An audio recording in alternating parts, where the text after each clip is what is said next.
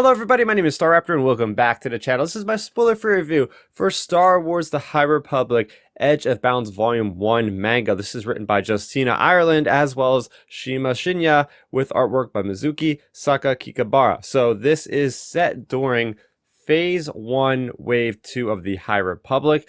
It's taking place after Light of the Jedi, but before the Rising Storm, so after the Great Disaster. So the whole idea of the story is we follow the main character, the protagonist, Lily Tora-Asi. She is a Jedi Knight, and she is helping with the relief efforts of the emergencies that have been popping up all over the galaxy after the Great Disaster. So she is getting these refugees and bringing them to this planet called Banchii, and there they have a Jedi outpost. It's manned by Master Arkov, who is this really strong, powerful Wookiee. So they're trying to settle all these refugees on there, and of course, something doesn't go quite as planned, and the Drengir attack. And this story is really trying to see how they can defeat the Drengir and how to get peace back to the planet. So my positives for starting out with Lily Tora-Asi, I feel like she's a really deep, rich character. And in Volume 1, there's going to be multiple volumes of this, by the way.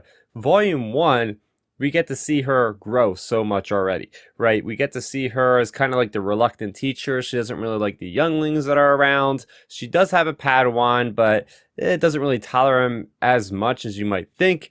But by the end of, the trials and tribulations in Edge of Balance Volume 1, we really get to see her grow.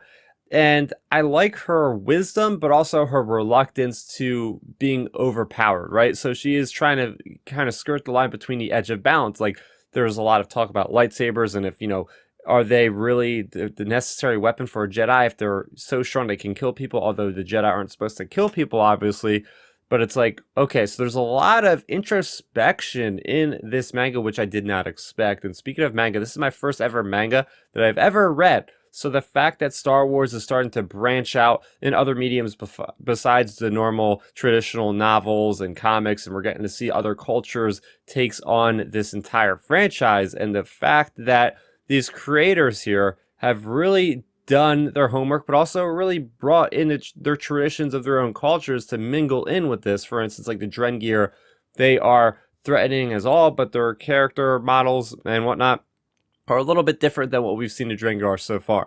I really just think the artwork lends itself so well to these characters, and I am so on board with this. I really enjoyed this, and the fact that we get this big Star Wars story in one volume rather than have it branched out in issues is something I'd like to see more of. I know we were going to have the Monster at Temple Peak as a single graphic novel, and now it's being spread out apart, unfortunately, in like 4 or 5 issues. So I do like these long form stories in the visual medium of the High Republic, but released in a larger chunk. I feel like there's this really cool backup story. There certainly is this backup story that is called the Banshees, and it really is about like, settling the land and whatnot. So the fact that we get a bonus chapter is another really good feature about this. But overall, I got to give this an 8 out of 10.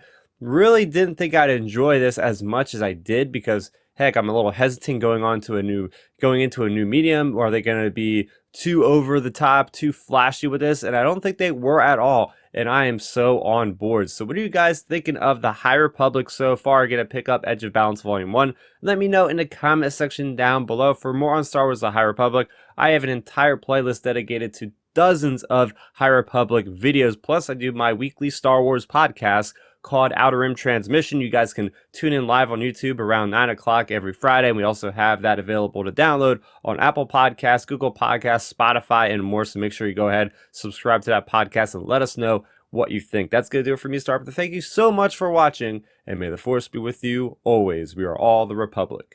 Thanks for checking out the video. Please hit that thumbs up symbol. It helps me know that I'm making content that you guys enjoy. And if you enjoyed this video, I also include 2 videos down below you guys should check out. And please consider subscribing to this channel. It helps support me, and it notifies you guys of when I get new videos up on the channel. You can also contact me on Twitter, Facebook, and Instagram at Starrapter.